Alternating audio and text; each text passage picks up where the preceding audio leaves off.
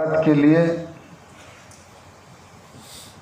ऊर्जा का उत्पादन और खपत दोनों को महत्व है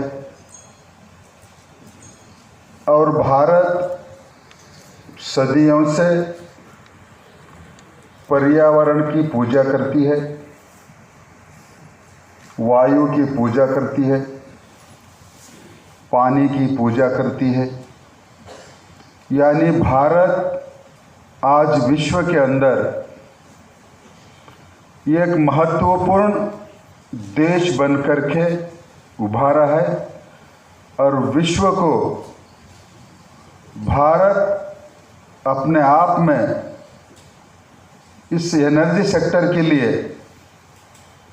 बहुत ही सराहनीय कदम उठा रहा है। ये विश्व जानती भी है। इसके लिए हमारा माननीय प्रधानमंत्री नरेंद्र भाई मोदी जी पिछला 7.5 साल के अंदर देश के अंदर फॉसिल फ्यूल का कंजम्पशन कम हो, रिन्यूएबल एनर्जी का उत्पादन अधिक से अधिक हो। इस कारण माननीय प्रधानमंत्री जी 2022 तक रिन्यूएबल एनर्जी के अंदर 175 गीगावाट की लक्ष्य रखा था। भारत सरकार अभी तक 150 गीगावाट रिन्यूएबल एनर्जी का लक्ष्य प्राप्त किया है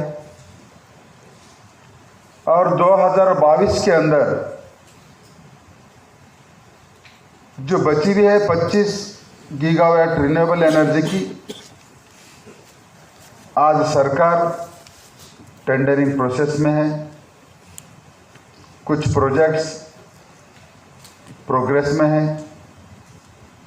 तो माननीय प्रधानमंत्री नरेंद्र भाई मोदी जी का लक्ष्य 175 गीगावाट 2022 तक का भारत पूरा कर पाएगी। केवल भारत को विश्वास नहीं कि विश्व स्तर सभी देशवासियों को भी ये विश्वास हो गया है। और माननीय प्रधानमंत्री जी विशेष करके पर्यावरण का बहुत ही चिंता भी करते हैं और लक्ष्य भी रखते हैं।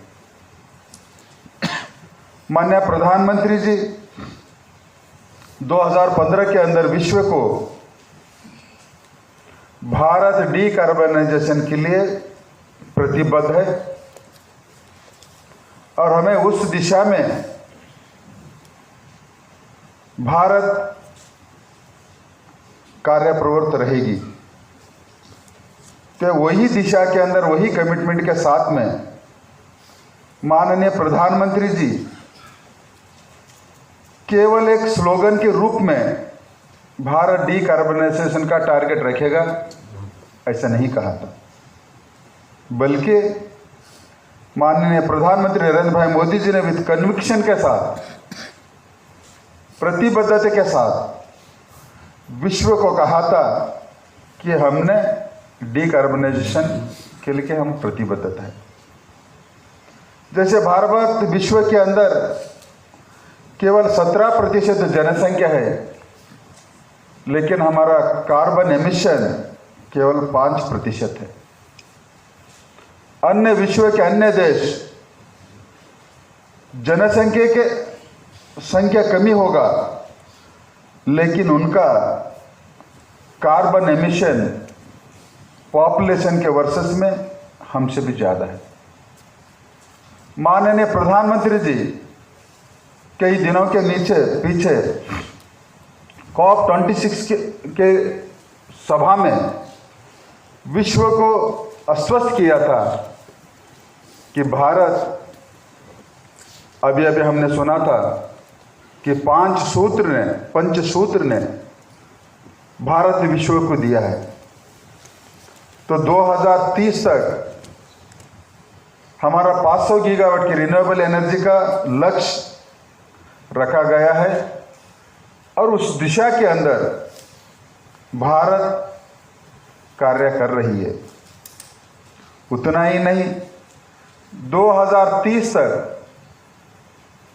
Renewable energy, non fossil fuels के अंदर 50% की एनर्जी भारत उत्पादन भी करेगा और खपत भी करेगी।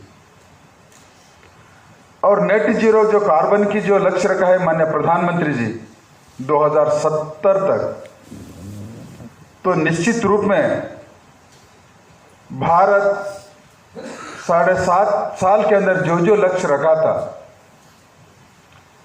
वो लक्ष्य प्राप्त होने के बाद केवल भारतवासियों के लिए नहीं बल्कि वैश्विक स्तर के सभी नेताओं को भी विश्वास हो गया कि भारत 2017 तक नेट जीरो कार्बन एमिशन की लक्ष्य पूरा कर पाएगी। तो इसी के लिए माननीय प्रधानमंत्री जी हाइड्रोजन मिशन 15 अगस्त 2021 लाल किले से बल्कि देशवासियों को संबोधित करते हुए कहा था कि हाइड्रोजन मिशन हमने अनाउंस किया है। आज भारत में जितने भी IITs के छात्र हो, वहाँ के प्रोफेसर्स हो, साइंटिस्ट हो, NIT के साइंटिस्ट प्रोफेसर्स वहाँ के छात्र हो, और देश भर में एक्सपर्ट्स और साइंटिस्ट हो, आज इस हाइड्रोजन मिशन के लिए, हाइड्रोजन एनर्जी के लिए आपका योगदान और आपकी क्षमता बहुत ही एक सुवर्ण समय का अवसर है। इस अवसर का लाभ आप स्वयं सभी एक्सपर्ट भी उठाएं और सभी वैज्ञानिक भी उठाएं और हाइड्रोजन एनर्जी के क्षेत्र के अंदर ज़्यादा से ज़्यादा संशोधन हो और इसका मूल्य, कॉस्ट ऑफ प्रोडक्शन कैसे कमी हो, ये हमें एक चैलेंजेस का रूप में हमें देखना भी है। और इस चैलेंजेस को देखते हुए हमारा लक्ष्य भी प्राप्त करना है। तो आज भारत हाइड्रोजन एनर्जी के लिए इलेक्ट्रोलाइजर्स की, विशेष करके इलेक्ट्रोलाइजर्स की कॉस्ट ऑफ प्रोडक्शन कैसे कमी हो, और भारत सरकार इसके लिए एक विजन डॉक्यूमेंट, एक पॉलिसी डॉक्यूमेंट भी लेके कुछ दिनों में हमारा रिन्यूएबल एनर्जी का मंत्रालय उसको लेके आ रहा है।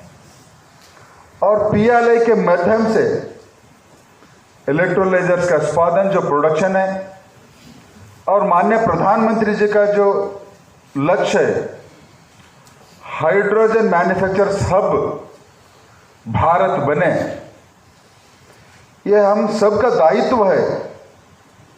भारत हाइड्रोजन एनर्जी के लिए, विश्व के लिए, केवल भारत के कंजम्पशन का उत्पादन के बराबर के अलावा भी ज़्यादा उत्पादन करके और अन्य देशों को हम एक्सपोर्ट भी करें, और वो क्षमता और वो सामर्थ्य भारत के पास है। तो इसके लिए भारत सरकार इस दिशा में अनेक कदम सकारात्मक विचारों से लेकर के और सभी एक्सपर्ट विद्वानों का बातों को, विचारों को, मंथनों को सुन करके, स्वागत करके भारत सरकार अपना मंत्रालय काम कर रही है। मैं आप सभी को विनती करता हूं कि अच्छे से अच्छे भारत सरकार के हाइड्रोजन एनर्जी के अंदर कैसे पॉलिसी हो, कैसे पॉलिसी बने, और देश के अंदर अच्छे से अच्छा हाइड्रोजन एनर्जी का इंफ्रास्ट्रक्चर डेवलपमेंट कैसे रहे, भारत सरकार को अच्छे से अच्छे सुझाव दे और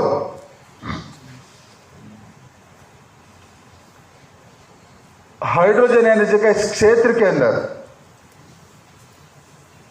आज का चैलेंजेस, इसके अलावा भविष्य में चैलेंजेस क्या आ सकते हैं, उस चैलेंजेस को भी सरकार को आप बताएं और उस चैलेंजेस को भविष्य के अंदर हमने उसको कैसे सामना करें और विजय हो उस चैलेंजेस के ऊपर। ये भारत सरकार आज का इस आपका चिंतन सत्र में जितने भी एक्सपर्ट्स, वैज्ञानिक, इंजीनियर्स इसमें आपने भाग लिया है, उस दिशा के अंदर आपका सोच, आपका श्रद्धा भाव से कार्य प्रवृत्त हो करके माँ भारती का हम सब सेवा करें।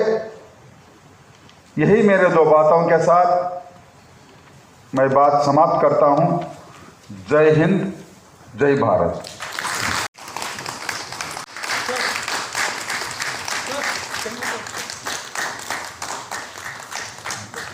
Thank you, sir. The release of the power map depicts the location of stations in India and also the transmission lines of 400 kV and above. CBIB is publishing this power map every year, which is extensively being used by the professionals in the India 2020.